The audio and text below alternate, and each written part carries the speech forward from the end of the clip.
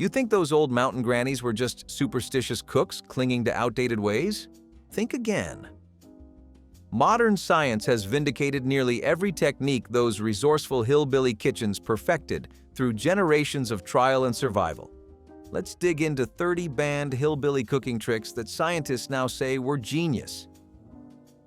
Nixtamalization was the ancient process of soaking dried corn in wood ash lye water that Appalachian families learned from Cherokee neighbors and practiced for generations. The process involved mixing hardwood ashes with water to create an alkaline solution, then soaking dried corn kernels until the tough outer hulls loosened and slipped away. What seemed like primitive folk cooking was actually sophisticated chemistry that modern nutritionists now celebrate. The lye treatment released niacin otherwise locked inside the corn, preventing pellagra, a devastating disease that plagued communities eating untreated cornmeal. The alkaline bath also increased calcium and improved protein quality by making amino acids more bioavailable. Mountain families who continued this practice never suffered the nutritional deficiencies striking populations eating refined corn. Scientists now study this exact process, calling it one of the most important food innovations in human history. Those grandmothers stirring ash water were performing biochemistry. Cast iron cooking was dismissed for decades as old-fashioned compared to modern non-stick surfaces, yet scientists now confirm what mountain cooks always knew. These heavy skillets delivered something essential beyond heat.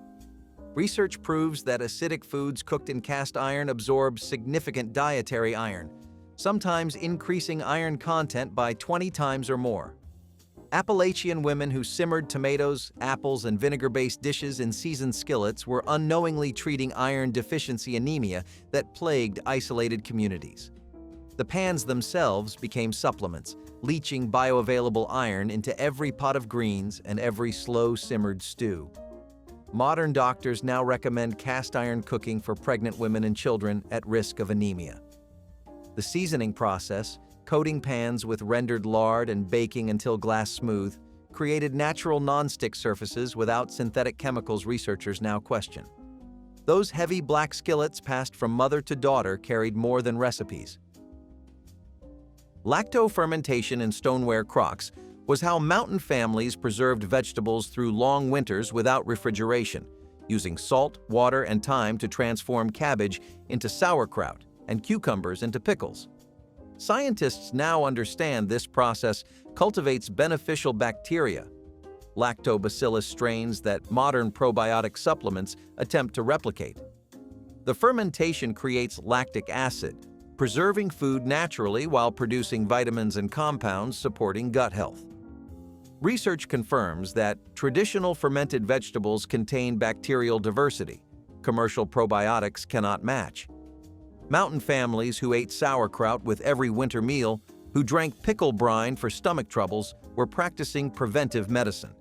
The cool root cellars where crocks sat bubbling provided perfect fermentation temperatures that modern enthusiasts carefully monitor with thermometers. What seemed like primitive preservation was actually sophisticated biotechnology.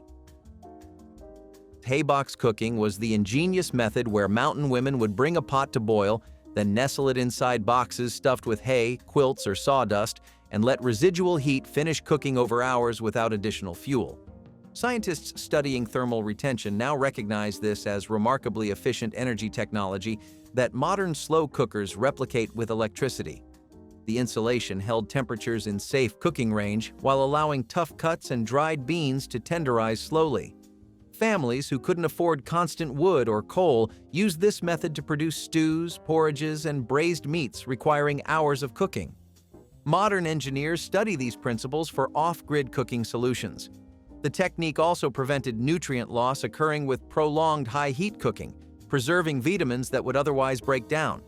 Contemporary chefs now use similar techniques under fancy names like passive cooking. Waterglass egg preservation allowed families to store eggs for months without refrigeration by submerging them in sodium silicate solution that sealed the porous shells completely. This technique, passed through generations of mountain women, kept eggs fresh from spring laying season through winter scarcity when hens stopped producing. Modern food scientists confirm that Waterglass creates an airtight barrier preventing bacterial contamination and moisture loss while maintaining quality for 6 months or longer. The eggs emerged from their mineral bath looking identical to fresh ones, with yolks standing high and whites holding firm. Commercial facilities now use similar principles, but the chemistry remains what farm wives discovered through necessity. Families practicing this technique never faced winter without eggs for baking or breakfast. The method required no refrigeration, no special equipment beyond a crock, and no ongoing attention. Root cellar food storage represented centuries of accumulated knowledge about temperature, humidity, and air circulation that modern scientists now study with sophisticated instruments. Mountain families dug into hillsides, creating naturally climate-controlled spaces, maintaining temperatures between 32 and 40 degrees year-round. These underground chambers kept potatoes from sprouting, apples from softening, and root vegetables from desiccating through entire winters. Food preservation researchers now understand that consistent cool temperatures and high humidity slow respiration and prevent ethylene damage causing deterioration. The layering techniques, storing apples away from potatoes, wrapping vegetables in newspaper, layering carrots in damp sand, reflected understanding of food chemistry textbooks would later confirm. Families maintaining these cool caverns stored enough produce to survive months of isolation. Modern homesteaders now build root cellars using these principles. Rendering lard at hog killing time was the process providing mountain families with cooking fat, skin moisturizer, soap ingredient, and medicinal base, all from portions modern processing discards. Scientists now recognize that properly rendered lard from pasture-raised pigs contains significant vitamin D, healthy monounsaturated fats similar to olive oil, and none of the trans fats in hydrogenated vegetable shortening. The rendering involved slowly cooking pork fat until it liquefied, then straining into crocks where it solidified into pure white cooking fat lasting months without refrigeration. Nutritionists who once condemned lard now acknowledge that traditional lard has a better fatty acid profile than many vegetable oils promoted as healthier. The cracklins left behind after rendering provided protein-rich snacks and additions to cornbread stretching precious resources. Mountain cooks who saved every scrap of fat were practicing waste reduction that modern sustainability advocates now champion. Smoke preservation in small wooden smokehouses transformed fresh meat into shelf-stable protein lasting through seasons without refrigeration, using nothing but hardwood smoke and thyme. Food scientists understand that smoking deposits phenolic compounds, organic acids, and carbonyl compounds inhibiting bacterial growth while creating antioxidant protection. The slow, cold smoking techniques mountain families used, hanging hams and bacon for weeks in cool smoke, created preservation conditions that food safety research confirms prevent pathogen development. The specific woods chosen, hickory, apple, oak, each contributed different antimicrobial compounds families discovered through generations of experience. Researchers now document that properly smoked meats remain safe for months at temperatures that would quickly spoil fresh meat. The smokehouses standing in every farmyard represented food security technology refined over centuries. Commercial processors now replicate these techniques but cannot fully match them. Sorghum syrup production turned tall grass into sweetener when refined sugar was expensive or unavailable, providing calories, minerals, and flavor that sustained mountain communities. Nutritionists confirm that sorghum syrup contains iron, potassium, and antioxidants that refined sugar entirely lacks, making it nutritionally superior to the processed sweetener that replaced it. The process involved crushing stalks, collecting juice, and slowly cooking it over wood fires until it thickened into dark, richly flavored syrup. Scientists studying traditional sweeteners note that sorghum's complex flavor compounds reduce the quantity needed for sweetness compared to refined sugar. The crop itself grew in poor soil and dry conditions where other crops failed, providing reliable harvest when foods were scarce. Mountain families who drizzled sorghum over biscuits were consuming functional food before that term existed. Modern producers now market sorghum as artisanal sweetener. Clabbered milk was the thick, tangy substance that formed when raw milk sat at room temperature until natural bacteria transformed it into something between yogurt and cheese. Scientists understand this spontaneous fermentation created probiotic-rich food containing beneficial bacteria that modern consumers pay premium prices to obtain. Mountain women who used clabbered milk in biscuits, cornbread, and batters were adding leavening, tenderness, and nutrition simultaneously. The lactic acid produced during clabbering created the acidic environment activating baking soda for rising, while fermentation partially digested lactose for those struggling with fresh milk. Food researchers confirm clabbered milk contained bacterial strains supporting digestive health and immune function. The process required no special equipment. Raw milk simply sat in a warm kitchen until it thickened naturally. Modern raw milk advocates now practice intentional clabbering, finally discovering what Appalachian grandmothers used for generations. Bone broth simmering was the practice of cooking animal bones for hours or even days until the liquid turned rich, gelatinous, and deeply flavored with extracted nutrients. Scientists now confirm that this slow extraction releases collagen, gelatin, amino acids, and minerals, including calcium, magnesium, and phosphorus, in forms the body readily absorbs. Mountain women who kept stock pots simmering on wood stoves, adding scraps and bones throughout the week, were creating liquid nutrition that modern wellness companies now sell for premium prices. The gelatin supports joint health and gut lining integrity, while the amino acids glycine and proline promote skin health and immune function. Nothing was wasted. Chicken feet, pig knuckles, beef marrow bones all contributed their particular richness to the pot. Families who drank bone broth daily, used it as cooking liquid, and served it to the sick were practicing evidence-based nutrition without knowing the science.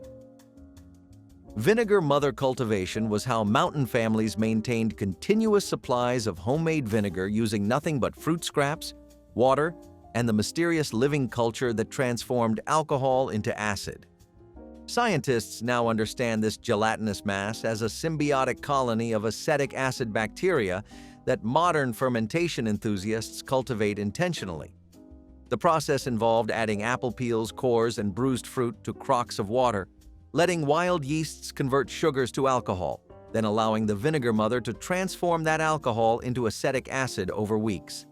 The resulting vinegar contained enzymes, beneficial bacteria, and organic acids that commercial distilled vinegar lacks entirely. Mountain families use this living vinegar for preserving, cleaning, medicine, and cooking, passing down their mothers from generation to generation. Food scientists studying traditional vinegars now document health compounds that pasteurized commercial products destroy. Salt curing meat was the ancient preservation method that allowed mountain families to store pork through entire seasons without refrigeration, using nothing but salt, thyme, and careful attention to temperature and humidity. Scientists now understand that salt draws moisture from meat through osmosis, creating conditions too hostile for bacterial growth, while allowing beneficial enzymatic processes that develop complex flavors. The careful rubbing of coarse salt into hams and bacon, the hanging in cool smokehouses, the months of patient waiting, all followed principles that food science would later explain. Mountain families who produced country hams aged for years were practicing controlled fermentation that rivals sophisticated charcuterie. The salt concentration, the temperature fluctuations, the air circulation all mattered in ways that generations of experience refined. Modern food safety researchers now study these traditional methods with genuine respect. Ash lye soap making transformed rendered animal fat and hardwood ashes into cleaning products that modern chemists now recognize as remarkably effective and surprisingly gentle. The process involved leaching water through wood ashes to extract potassium hydroxide, then combining this caustic liquid with lard or tallow in precise proportions that saponification required. Scientists understand this as a chemical reaction creating soap molecules with both water-attracting and fat-attracting ends, perfect for lifting dirt and grease. Mountain women who stirred soap kettles outdoors, testing lye strength by feel and timing the cook by experience, were performing industrial chemistry. The resulting soap contained natural glycerin that commercial manufacturers remove and sell separately, making homemade soap more moisturizing than store-bought versions. Modern artisan soap makers now revive these techniques, finally appreciating what Hillbilly kitchens accomplished.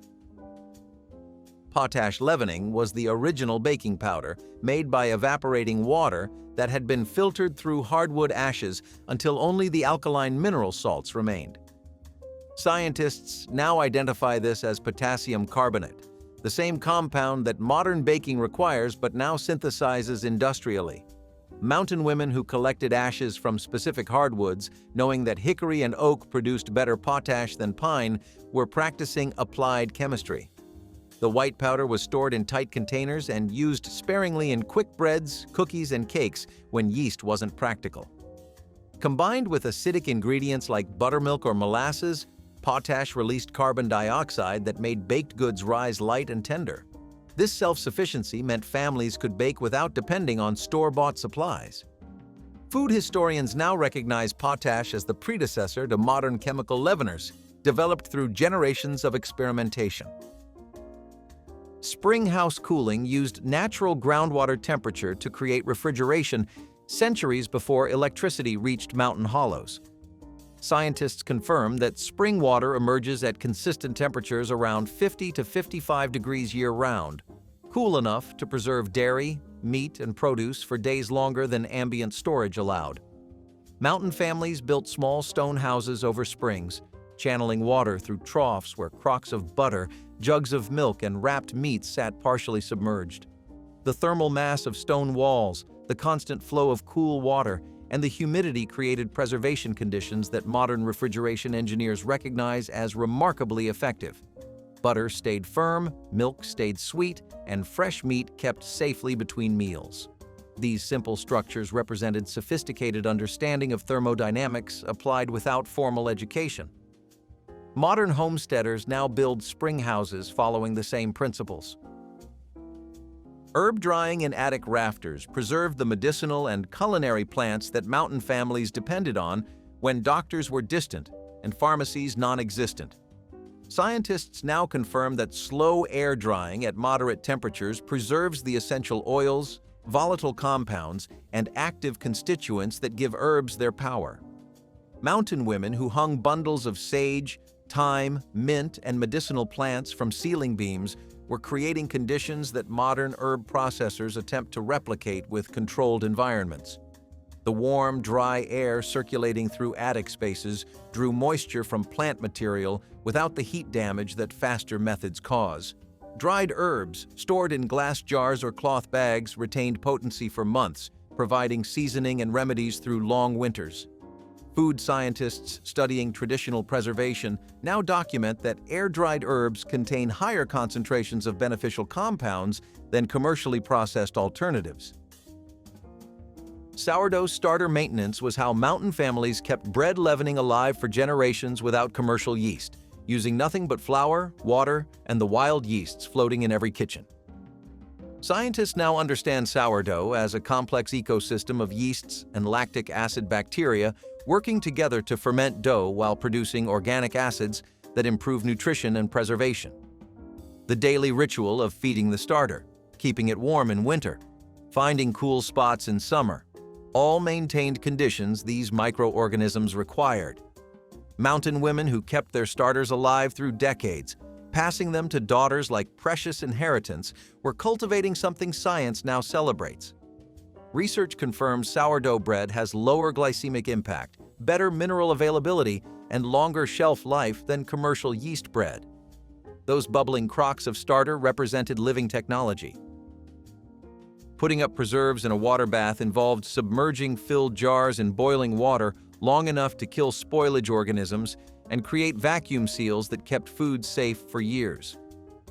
Scientists now understand this as thermal processing that destroys bacteria, molds, and yeasts, while the cooling process creates negative pressure sealing lids tight. Mountain women who spent late summer days over steaming canners, processing everything from tomatoes to pickles to fruit preserves, were practicing food safety without knowing microbiology. The careful timing, specific minutes for specific foods, reflected accumulated knowledge about what temperatures and durations achieved safety. Modern food preservation researchers have validated these traditional times and methods, finding that grandmother's canning wisdom aligned remarkably well with scientific requirements. Those basement shelves lined with gleaming jars represented food security. Storing apples in straw involved layering fruit with clean straw in barrels or bins kept in cool, humid cellars where they remained crisp and edible for months. Scientists now understand that straw provides cushioning, preventing bruising, absorbs excess moisture, preventing rot, and allows air circulation, preventing ethylene buildup that accelerates ripening. Mountain families who carefully wrapped individual apples or layered them in straw were practicing produce storage that commercial facilities now replicate with controlled atmosphere technology. The specific varieties chosen, winter keepers with thick skins and firm flesh, reflected generations of knowledge about which apples stored successfully. Properly stored apples provided fresh fruit through entire winters when nothing else remained. Modern research confirms these traditional techniques achieve preservation comparable to expensive refrigerated storage. Buttermilk soaking for meat was the tenderizing technique that mountain cooks used to transform tough wild game and cheap cuts into fork-tender meals. Scientists now understand that buttermilk's lactic acid breaks down muscle fibers and connective tissue, while its calcium activates enzymes that further soften meat proteins. The acidic environment also draws out blood and gamey flavors that made wild rabbit, squirrel, and venison more palatable to those unaccustomed to strong tastes. Mountain women who soaked tough cuts overnight in buttermilk before frying or braising were applying food chemistry that modern chefs now rediscover and celebrate. The technique worked equally well on older chickens past their laying prime, transforming stringy birds into Sunday dinner centerpieces. Buttermilk was always available from buttermaking, making this an economical method requiring no special ingredients. The resulting meat emerged tender, mild, and ready for seasoning. Dandelion greens harvesting represented the nutritional wisdom of mountain foragers, who recognized these common weeds as powerful food sources. Scientists now confirm that dandelion greens contain more vitamin A than carrots, more calcium than milk, and significant iron, potassium, and antioxidants that prevent chronic disease. Mountain families who gathered young dandelion leaves each spring, cooking them with bacon grease and vinegar, were treating vitamin deficiencies that plagued communities surviving on stored foods through long winters. The bitter compounds that give dandelions their distinctive taste are now recognized as beneficial for liver function and digestion. Children sent to gather dandelions weren't performing chores. They were harvesting medicine that grew freely in every yard and meadow. Modern nutritionists now recommend dandelion greens as superfoods, finally validating what mountain cooks always understood about these resilient plants. Saving bacon grease in containers beside the stove was the thrifty practice that provided mountain kitchens with flavorful cooking fat for months.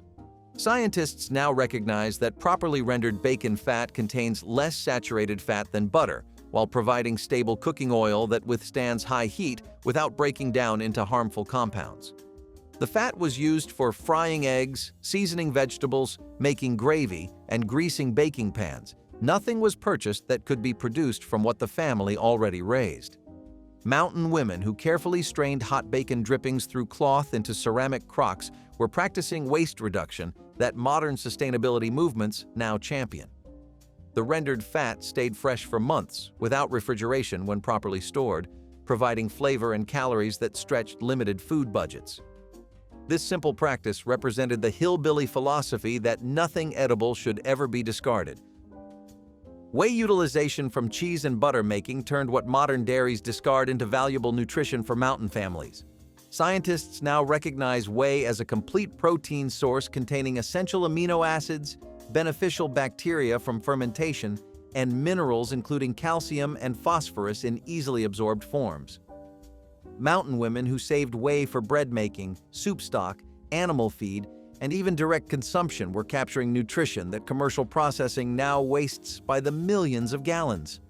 The liquid was used to soak grains before cooking, improving their digestibility and mineral availability.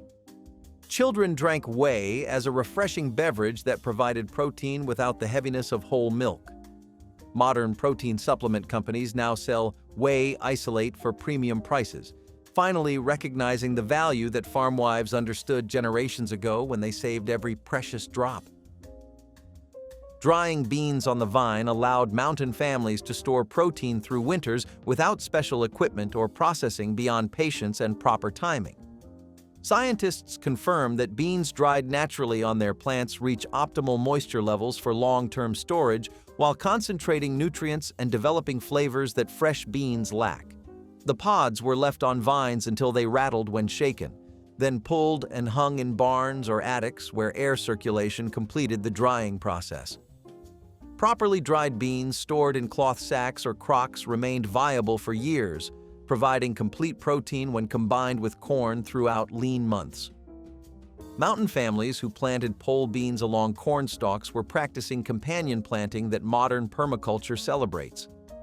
The patience required, waiting weeks beyond fresh eating stage, demonstrated understanding that preservation sometimes meant delayed gratification. Corn crib ventilation design represented accumulated architectural wisdom about airflow, moisture control, and pest prevention that modern agricultural engineers now study with great interest. Scientists confirm that the slatted construction allowing air to circulate between stored ears prevents the mold growth and mycotoxin contamination that makes improperly stored corn dangerous to consume. Mountain families who built cribs with specific spacing, orientation to prevailing winds, and elevation above ground were applying engineering principles without formal training. The ears dried slowly and evenly, remaining viable for feed, seed, and meal throughout the year. Rats and mice found these elevated open structures difficult to invade compared to enclosed barns. These simple wooden structures dotting farmyards represented food security technology refined through generations of observation. Pickling in salt brine was the preservation method that kept vegetables edible for months using nothing but salt, water, and sometimes vinegar or spices for added flavor. Scientists now understand that high salt concentrations create osmotic pressure that dehydrates bacterial cells while encouraging beneficial lactobacillus that produce preservative lactic acid. Mountain families who packed cucumbers, beans, peppers, and other garden produce into brine-filled crocks were harnessing microbiology without microscopes.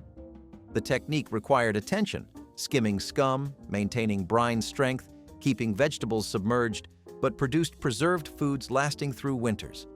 The beneficial bacteria created during fermentation improved gut health and nutrient absorption. Modern fermentation enthusiasts now practice these exact techniques, rediscovering preservation methods that mountain kitchens never abandoned. Eggshell calcium supplementation was the practice of grinding dried eggshells into powder and adding them to foods for families who lacked access to dairy or other calcium sources. Scientists now confirm that eggshell calcium is highly bioavailable and chemically identical to the calcium in bones and teeth. Mountain women who dried shells on warming shelves, crushed them with rolling pins, and stirred the powder into breads and gruels were treating calcium deficiency that caused bone problems in isolated communities. The practice cost nothing since eggs were household staples, yet provided essential minerals that prevented rickets in children and osteoporosis in adults. Modern supplement companies now sell eggshell calcium capsules at premium prices, finally commercializing what thrifty farmwives practiced out of necessity. Those jars of powdered shells represented genuine pharmacy from the henhouse. Cooking greens in pot liquor and drinking the broth was the nutritional practice that captured vitamins and minerals that would otherwise be lost down the drain. Scientists now confirm that water-soluble vitamins, including B vitamins and vitamin C, leach into cooking liquid, making pot liquor sometimes more nutritious than the vegetables themselves. Mountain families who served cornbread specifically for sopping up this precious liquid, who gave pot liquor to sick family members, who never discarded vegetable cooking water, were practicing evidence-based nutrition. The broth from collards, turnip greens, and cabbage contained concentrated minerals and the beneficial compounds that give these vegetables their health-promoting properties. Modern nutritionists now recommend consuming cooking liquids rather than discarding them, finally validating what Appalachian grandmothers always knew and practiced in their kitchens. Wood ash gardening was the soil amendment practice that provided potassium, calcium, and trace minerals to mountain gardens using nothing but the ashes from cooking and heating fires. Scientists now understand that hardwood ash raises soil pH, provides essential plant nutrients, and even repels certain garden pests through its alkaline properties.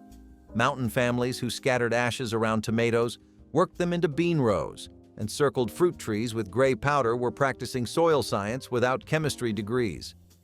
The potassium promoted fruit development and disease resistance, while the calcium prevented blossom end rot and improved cell wall strength. Nothing from the homestead was wasted.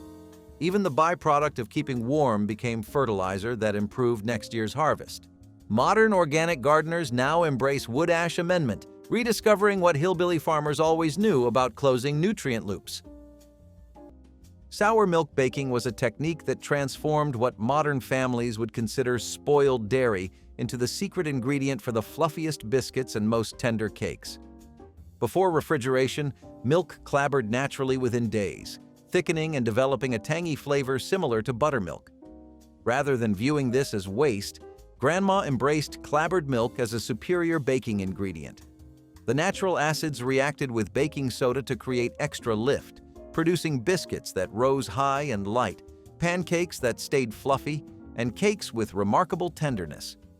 Children learned to smell milk before pouring. Slightly sour meant perfect for baking. Truly spoiled went to the pigs. Some grandmas intentionally set milk aside in warm spots to encourage clabbering. The practice required understanding the difference between safely soured and dangerously spoiled, knowledge passed through observation and experience. When refrigeration became common, this skill faded, and with it the particular taste that clabbered milk provided. Chicken and slick dumplings were the mountain way of turning one bird into a feast that fed everyone around the table. A single chicken simmered down into a rich broth that filled the house with the smell of Sunday comfort. Thin dumplings rolled by hand replaced fancy noodles, soaking up every drop of flavor and thickening the stew into a creamy, heartwarming dish. The bits of tender chicken floated among the slick dumplings like treasure pieces in gravy. This was not a meal of plenty, but one of patience, pride, and clever hands. Appalachian cooks knew how to stretch what they had until it felt like abundance. Steam rose from the pot like a promise that no one would go hungry tonight. Every bowl felt earned, heavy, and satisfying in the way only home cooking can be. The leftovers, if any, tasted richer by morning. Chicken and slick dumplings turned scarcity into celebration, hardship into comfort, and hunger into harmony. It was food for body and soul alike. Even today, that first spoonful carries the same truth. It does not take much to make a meal worth remembering when it is made with care and love. Wildberry buckle turned foraged fruit into a dessert that brightened even the roughest mountain camp. Gatherers filled baskets with blackberries, blueberries, or raspberries, their hands stained with juice and scratched by brambles. The berries were tossed with a little sugar and poured into a greased cast iron pan, then covered with a thick batter of flour, eggs if available, and a touch of cream or buttermilk. Baked beside a fire until the top browned and the fruit bubbled, the buckle offered a sweet reward for a day of hard labor. Its aroma lured tired hunters and children to the hearth, where they waited for the pan to cool just enough to slice. Each bite combined tart fruit with tender cake, a perfect blend of wild harvest and home comfort. In an era when refined desserts were rare, this humble dish felt like a celebration. Today, berry desserts are common, but few capture the sense of accomplishment that came from gathering each ingredient by hand and baking it in the quiet heart of the wilderness. Cane syrup pie was a dessert deeply rooted in Southern sugar heritage, reflecting both thrift and sweetness. Made by blending cane syrup with eggs, butter, and a simple crust, it created a pie that was rich yet affordable. For families, it was an accessible treat when refined sugar was too costly or scarce. The deep, molasses-like flavor of cane syrup gave it a distinct taste that stood apart from other pies. Children eagerly anticipated slices at Sunday dinners or holidays, associating it with comfort and celebration. Adults valued it for how it stretched inexpensive pantry staples into something that felt indulgent.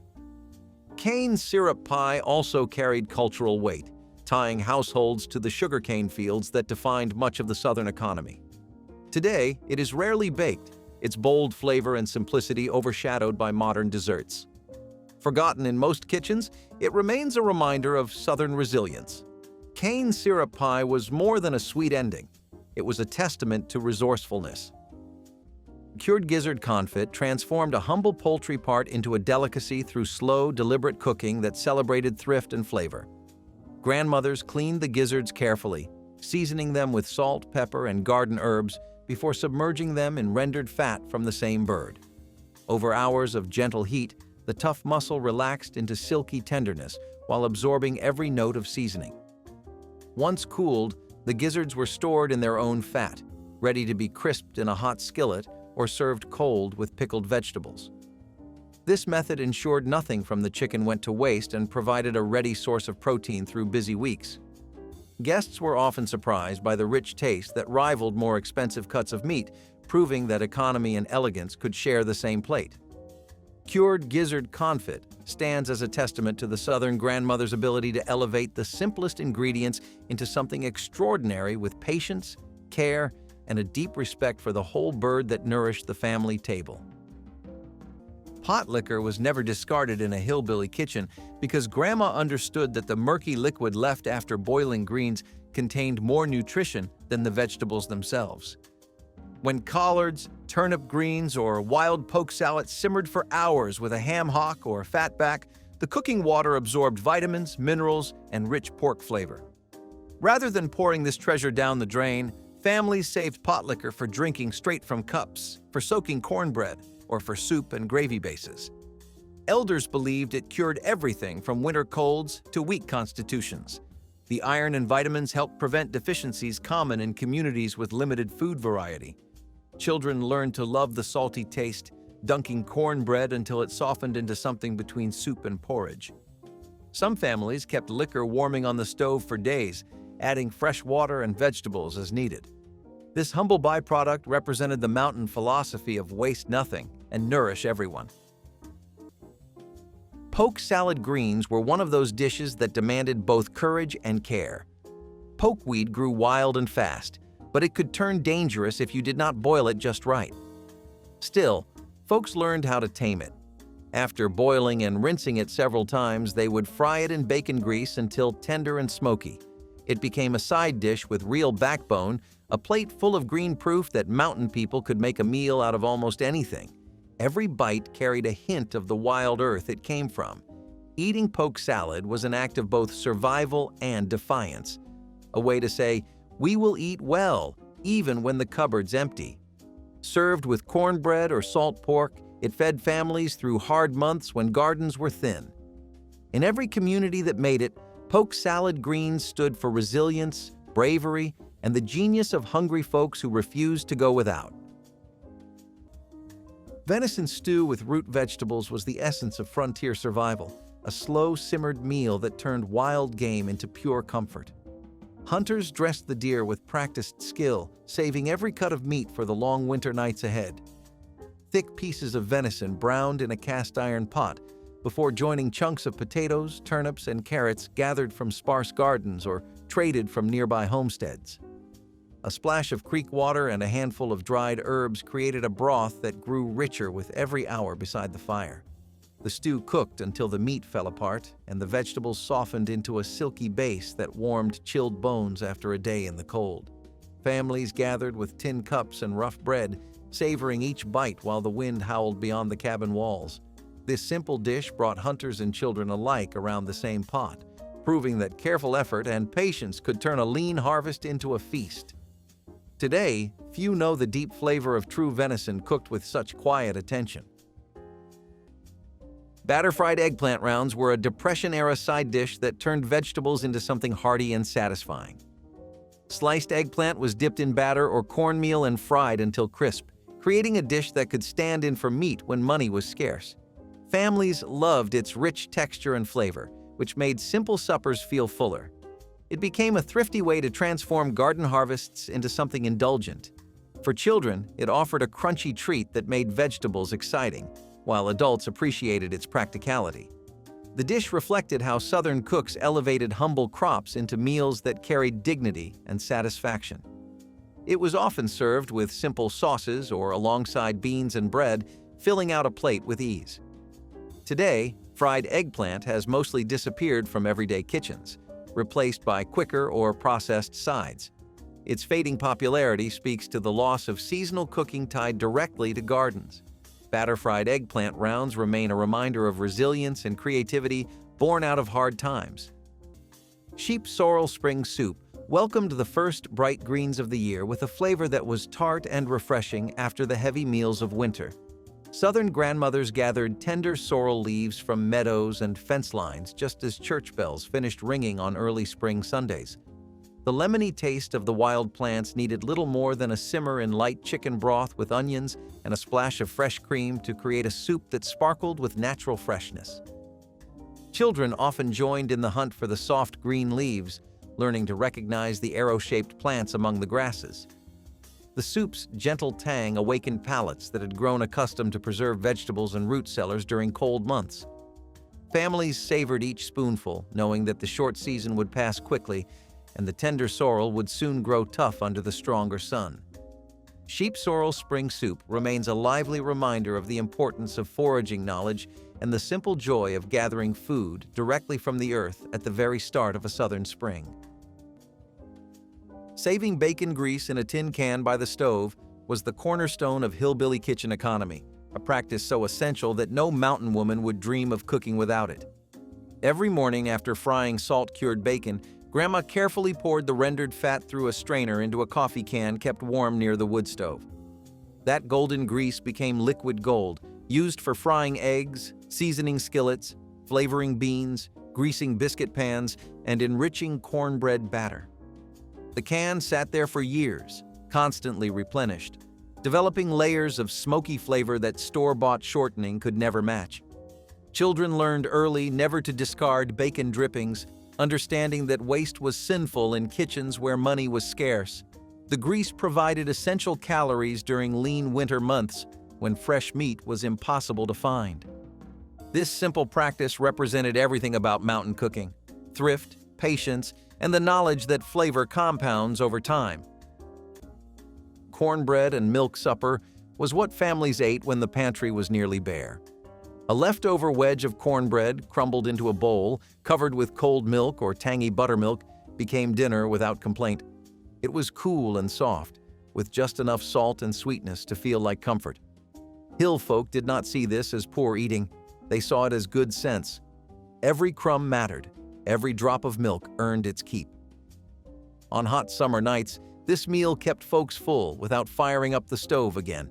It carried the quiet rhythm of old kitchens, simple, clean, and made from what you had. Some would drizzle a little molasses over top or sprinkle sugar if they had extra.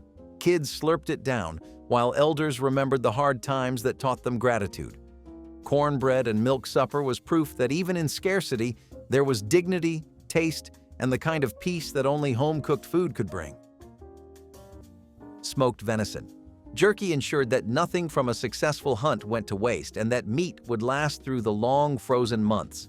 Lean deer strips were salted generously and hung above a low smoldering fire for hours, sometimes days, until the smoke kissed every fiber and the moisture vanished. The process demanded patience and constant tending to keep the temperature steady without open flames. The result was a dark, chewy strip packed with protein and smoky depth that could be eaten on the trail without any preparation. Hunters and trappers stored the jerky in cloth bags or metal tins, confident it would keep through weeks of travel. Children gnawed on pieces like candy, and adults often crumbled bits into stews for an extra layer of flavor. Even today, jerky remains popular, but few modern versions capture the true wilderness taste of venison, slowly dried over real wood smoke while wind rustled through the trees and snow crept along the ground outside the camp. Boiled custard was once a cherished stovetop dessert drink, especially popular at Christmas before eggnog dominated.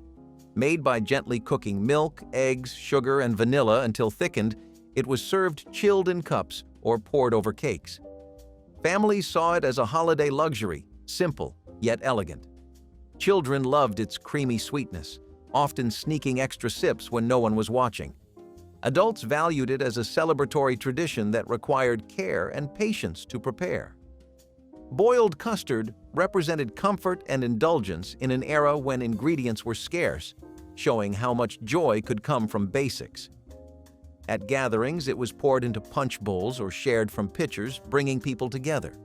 Its place at Christmas tables gave it special meaning, tied to memory and festivity. Today, it is nearly forgotten, with eggnog taking over as the seasonal favorite. Its decline speaks to changing tastes and the fading of handmade holiday traditions. Boiled custard remains a forgotten gem, one sip carrying the warmth of Southern celebrations. Sourwood honey pone delivered the essence of Appalachian mountain summers in a simple yet unforgettable corn cake. Grandmothers blended fresh ground cornmeal with buttermilk and farm eggs, then stirred in a generous drizzle of rare sourwood honey gathered from high mountain hives. Baked in a cast-iron skillet, the pone emerged with a golden crust and a moist crumb sweetened with the floral, slightly tangy notes of the honey. Families prize this treat because sourwood blooms for only a short season, making the honey a cherished ingredient that neighbors often traded like gold. Served warm with fresh butter, each slice carried the fragrance of mountain flowers and the warmth of hearth and home. Children savored every bite, aware that the next taste might be a year away. Sourwood honey pone remains a beloved memory of the Appalachian Hills, where natural bounty and careful timing combined to create a dish that was as fleeting as it was delicious. Buttermilk tenderizing was a secret weapon passed between generations of country cooks who understood that tough cuts could become fork tender with patience. When families butchered older hens past their laying prime or worked with wild game from hunting trips, Grandma submerged the meat in buttermilk overnight, sometimes for 2 days. The natural acids broke down tough muscle fibers, while the fats kept meat moist during soaking. Rabbit, squirrel, venison, and old roosters all benefited from this treatment, emerging tender enough for frying or stewing. The buttermilk also pulled out gamey flavors that might make wild meat unpalatable to children. After soaking, meat was patted dry, dredged in seasoned flour, and fried crisp in bacon grease. Nothing was wasted. Leftover buttermilk went to the pigs or chickens. This trick cost almost nothing since buttermilk was a byproduct of churning butter, turning kitchen scraps into culinary magic. Ramps and eggs were spring's homecoming song in the hills. Ramps, those wild mountain onions with a kick sharp enough to make your eyes water, came up when winter loosened its grip. Folks foraged them along shady slopes, carrying bunches home like treasure. Fried in bacon grease, they turned golden and fragrant, and when you cracked eggs over them, the skillet became a celebration of survival. After months of salted meats and dried beans, this meal tasted alive again. The air filled with that pungent scent only mountain people could love. It was quick to make, rich in flavor, and a sure sign that better weather had arrived. Ramps and eggs reminded everyone that the land still provided if you knew where to look. That first bite after the thaw was like breathing again, spicy, hearty, and filled with gratitude for another season of life in the Appalachian Hills. Buffalo tongue stew was once considered a delicacy of the plains, offering rich texture and surprising tenderness that rewarded those willing to use every part of the animal. After a successful hunt, hunters cleaned the tongue carefully and simmered it for hours with onions, carrots, and a handful of wild herbs until the meat turned soft and silky. The broth thickened naturally, creating a savory base that clung to chunks of potato or cornbread dunked at the table. Around campfires or in frontier cabins, the stew became both celebration and sustenance, honoring the animal that provided so much. Children listened wide-eyed to stories of the chase while the fragrant steam carried through the crisp night air. This dish reflected a deep respect for nature's gifts and the understanding that waste was not an option. Today, buffalo herds have returned, but few cooks attempt the careful preparation of tongue, leaving this once-cherished meal largely forgotten except in the memories of those who knew its unique richness. Sorrel drink was a festive, tart beverage once served in southern homes, carrying deep Caribbean influence. Made from dried hibiscus flowers steeped with spices, sugar, and citrus, it was a bright red drink with bold flavor. Families often prepared it for holidays or special gatherings where its tangy taste stood out from other sweet beverages. Sorrel was cherished not only for its refreshing qualities, but also for its ties to heritage and celebration. It reflected the blending of Caribbean and Southern traditions, especially within African American communities. Children enjoyed it chilled on hot days, while adults valued its cultural symbolism and unique taste. For many households, Sorrel drink marked special occasions with color and joy. Over time, it faded as sodas and commercial juices became common, overshadowing its handmade appeal. Today, it is mostly remembered in cultural festivals or passed down through family recipes. Sorrel drink remains a symbol of identity and resilience, showing how global traditions shaped Southern kitchens. Stretching coffee with chicory root or roasted barley was how mountain families kept their morning ritual alive when real coffee was too expensive or unavailable at country stores.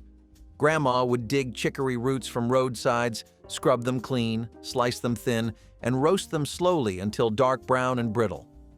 Ground fine and mixed with whatever coffee the family could afford, chicory added body and a slightly bitter earthiness that many people actually preferred. Some families roasted barley, rye, or dried corn kernels as coffee stretchers, creating blends so familiar children grew up thinking that was how coffee tasted. During the Depression and war years, these substitutes sometimes replaced coffee entirely, yet families gathered around kitchen tables just the same, warming hands on mugs filled with dark, steaming liquid. The practice taught that ritual and togetherness mattered more than expensive ingredients and that resourcefulness preserved normalcy during hard times. Rabbit and dumplings was a meal that tasted like effort and reward mixed together, the kind that carried the story of the hunt straight to the supper table. Catching the rabbit was only half the work. The rest was done slow and steady in the kitchen. The meat was browned, simmered in broth until tender, and dropped into bubbling stock where floury dumplings waited to soak up every drop of flavor. Steam fogged the windows while the smell drifted through the house, wrapping around everyone like a promise of comfort. It was gamey, rich, and deeply satisfying, an old-world supper that turned survival into celebration. Every bite reminded folks that food earned by hand carried a different kind of pride.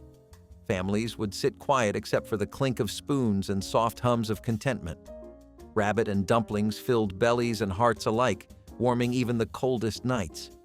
It was country comfort at its finest, built from grit, gratitude, and a little wild luck. In mountain homes, it stood as proof that patience and hard work always paid off. The meal may have been humble, but the feeling it brought was priceless. Home, warmth, and a kind of joy you could only taste. Campfire Dutch oven. Peach cobbler turned rugged campsites into places of sweet reward after days of hard labor. Hunters or homesteaders opened precious cans of peaches saved from summer and poured them into a cast iron pot, topping them with biscuit dough mixed on the spot. The lid was covered with glowing coals, and the cobbler baked slowly as night settled over the mountains. The scent of fruit and butter rose into the cool air, drawing every tired traveler toward the fire. When the lid lifted, golden crust revealed bubbling peach syrup that dripped onto tin plates. This dessert was more than a treat. It was proof that even in the wilds, a taste of comfort and celebration was possible. Children scraped the pot clean while adults savored the rare sweetness, knowing the peaches might be the only fruit for weeks. Modern camping desserts cannot match the simple magic of cobbler baked under stars with nothing but iron, fire, and patience to guide it. Cracklin' cornbread was once the pride of farmhouse kitchens, combining the richness of pork with the staple of cornmeal. Cracklings, or crispy bits of pork skin and fat, were folded into cornbread batter before baking. The result was a savory, hearty bread with bursts of crunch and flavor in every bite. For families, it was a way to stretch pork trimmings and ensure nothing went to waste. Served hot from cast iron pans, it paired perfectly with beans, greens, or stews, rounding out meals with rustic comfort. Children grew up associating its smell with warmth and family dinners. Cracklin' cornbread carried cultural weight, embodying thrift and creativity in rural kitchens. Today, plain cornbread dominates, leaving the cracklin' version nearly forgotten except in certain regions. Its decline reflects broader changes in diets and preferences, as pork fat gave way to lighter cooking. Still, it remains a powerful reminder of how Southern cooks celebrated resourcefulness. Cracklin cornbread was never just bread, it was heritage in every crumb. Bay laurel leaf pudding infused a humble custard with the subtle perfume of evergreen leaves, bringing a hint of old-world sophistication to rural Southern kitchens. Grandmothers steeped fresh bay leaves in warm milk, allowing their gentle aroma to blend with sugar, eggs, and a touch of cream. The mixture was slowly steamed until it set into a silky dessert that carried a faint herbal sweetness and a whisper of the forest. Served cool or slightly warm, the pudding offered a flavor both comforting and unexpected, perfect for quiet evenings or special guests. Children often helped gather the glossy leaves, learning which branches held the best scent. The dessert's soft texture and delicate fragrance made it stand out among heavier sweets of the era. Bay laurel leaf pudding illustrates how Southern grandmothers blended European culinary heritage with local ingredients, creating a dish that was elegant yet firmly rooted in the natural abundance of their own backyard gardens and wooded hillsides. Stale bread transformation was an art form in mountain kitchens where throwing away food was considered sinful. Grandma never discarded hardened loaves or dried-out biscuits. Instead, she saw raw materials for entirely new dishes. Stale bread became bread pudding when combined with eggs, milk, sugar, and whatever spices were available, baked golden and served warm with cream. Dried biscuits were crushed into crumbs for coating fried foods or stretching meatloaf, adding texture while reducing expensive ground meat. Old cornbread was crumbled into buttermilk for quick breakfast or mixed with onions and sage for holiday dressing. Some grandmas dried bread completely, storing it in cloth bags for months. The practice extended to every baked good. Stale cake became trifle, old pie crust became soup crackers. Children grew up understanding that freshness was temporary, but usefulness was permanent, that every ingredient deserved multiple lives before finally feeding the chickens or pigs. Fried apples and biscuits made kitchens smell like home long before the word comfort food existed.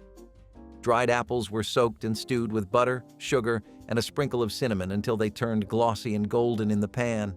The mixture bubbled low and slow, thick enough to cling to a spoon but soft enough to melt on the tongue. When spooned over warm biscuits split straight from the oven, the syrup soaked down deep into the crumb. It was part breakfast, part dessert, and all memory. Families made it on cool mornings when the stove burned early, using whatever fruit they had dried the summer before. The smell filled every corner of the house, bringing even sleepy children to the table before the first call. For some, this dish was sweeter than candy. For others, it was a reminder of simpler days when love was measured in full plates and clean pans. Fried apples and biscuits proved that comfort did not come from riches, but from the warmth of what was already there. Every spoonful was proof that sweetness could come from scarcity, and joy could come from nothing more than a hot biscuit. Beaver tail roast brought rich, savory fat to camps that relied on resourcefulness and respect for every animal taken. After a successful trapping day, hunters skinned the thick, paddle-shaped tail and cleaned it carefully before laying it over a bed of hot embers. As the outer layer blistered and crisped, the inner fat softened into a silky texture prized for both flavor and sustenance. The roasting scent mingled with wood smoke, signaling a feast that offered rare richness during long, cold nights. Slices of the tender interior were served plain or with a pinch of salt, each bite delivering warmth and calories that no lean cut of meat could match. Trappers often shared this delicacy as a sign of camaraderie and gratitude for a successful catch. Though modern diets rarely include such fare, those who tasted the smoky, buttery meat remembered it as an unmatched wilderness luxury, a dish that turned the hard work of the trap line into a celebratory meal that honored the animal and the skill of the hunter. Cast iron seasoning was sacred knowledge passed from mother to daughter, determining whether a woman could properly keep house and feed her family. Grandma's skillets had been seasoned for decades, their surfaces black and glossy from countless layers of lard rubbed in and baked on until naturally non-stick. New brides received cast iron as wedding gifts along with strict instructions. Never use soap, Never let water sit. Always wipe with grease after washing. The seasoning process was ritualistic. Coat the pan with lard, bake it upside down for hours, let it cool completely, repeat until the surface gleamed. A properly seasoned skillet could fry eggs that slid like they were on ice, could sear cornbread with a perfect crust, could last through generations of daily use. Some families had skillets tracing back to great-grandmothers, the accumulated seasoning containing decades of family meals. Losing that seasoning through careless cleaning was considered a tragedy. Which forgotten cooking trick surprised you most? Drop your family's old-time kitchen secrets in the comments. Hit that like button and subscribe so we can keep digging up the wisdom our grandparents knew all along.